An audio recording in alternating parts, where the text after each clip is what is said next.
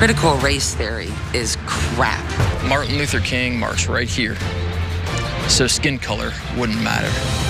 I didn't do 2 tours in Anbar province, fighting alongside Marines of every color, to come home and be called a racist. There's nothing racist about stopping critical race theory and loving America.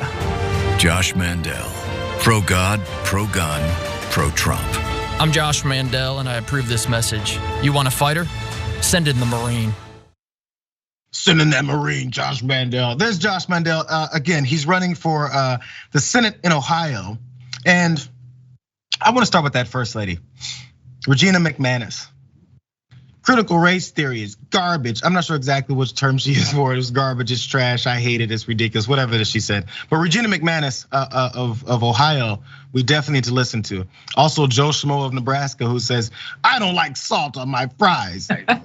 Okay, I hear you, Joe. Anyways, so that's her, and apparently you're supposed to connect her, and now you hate critical race theory. Also, my favorite part of this ad, Ida, is him hanging out with his some of his favorite black friends while he was serving overseas. Because as long as you're standing with black folks, that means you're not racist. As long as you're not, there's racists that have married black folks. There's racists who have had children, and then they hate their children as well. So the whole I have black friends, he missed that memo as well of how obvious that is of another tone deaf. But it gets even worse because part of what he was doing to push this whole I walked along the bridge and Martin Luther King would agree with everything that I'm saying. He also evoked the name of Bernice King, and he tweeted this. Thank you, Bernice King and the King Center, for motivating me to film this ad. My visit to Selma was powerful and inspiring, and I look forward to returning and bringing my kids. That's him with a still of a moment in that ad. Well, Bernice King did respond since he kept her name in his mouth or in his tweet. And she did push back. And she goes, Josh, regrettably, I do not believe that I or the King Center legitimately motivated you to film this ad, as it is in opposition to nonviolence and to much of what my father taught. I encourage you to study my father, nonviolence in full. And she told him where to register. So, of course, Josh Mandel responded to that in the way that a person with so many black friends would. Hopefully doesn't talk to his black friends like this. And he said to her, your father knew the importance of the Second Amendment when he tried to exercise his right to self-defense and was wrongly denied a gun permit by anti-gun racists. Firearms do not equal violence. Study your history better, Bernice King. Oh, study your own history of your own life and your own father better is what he said. It's weird because then she did come back again and point this out. My father's own words from this book, Stride Toward Freedom, the Montgomery story, said, I encourage you to read the entire book. Here's an excerpt or two from that. To consider the question, this is from the book.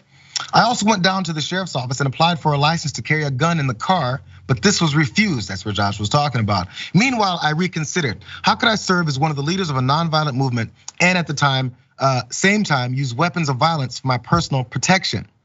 Coretta and I talked on the matter for several days and finally agreed that arms were no solution. We decided then to get rid of the one weapon we owned. We tried to satisfy our friends by having floodlights mounted around the house and hiring unarmed watchmen around the clock. I also promised that I would not travel around the city alone. So there's a bit of the reality versus what Josh Mandel is pushing as his own. Again, there's so much here, Ida. I'm sorry to dump all this on you, but what are you thinking?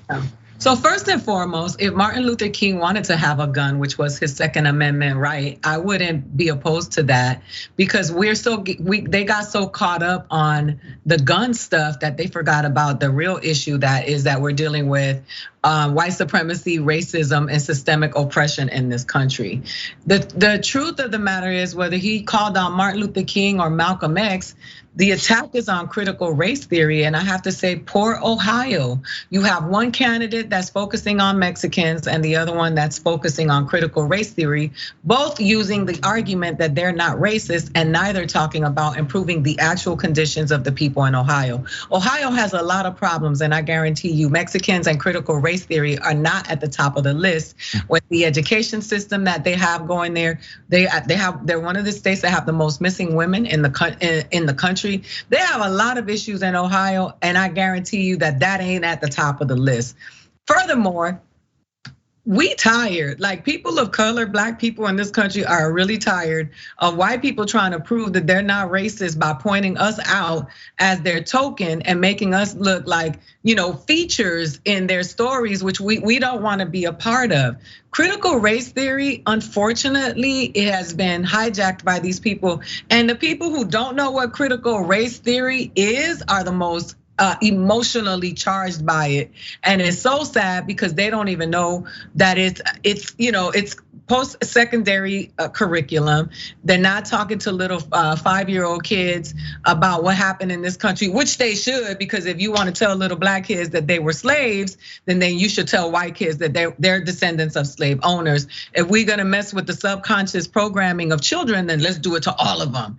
But my point is, that, and I say that facetiously, but you know what I mean. It's just, well, they should. It's learning. But there's nothing wrong with learning history, because you learn all the history about how you defeated everybody else in every war and exercised violence on everybody else that we wanted to fight and that we won. And it's lauded as being patriotic and valiant. But you don't want to tell the story about what you did in this country to other people who are still suffering the consequences of it?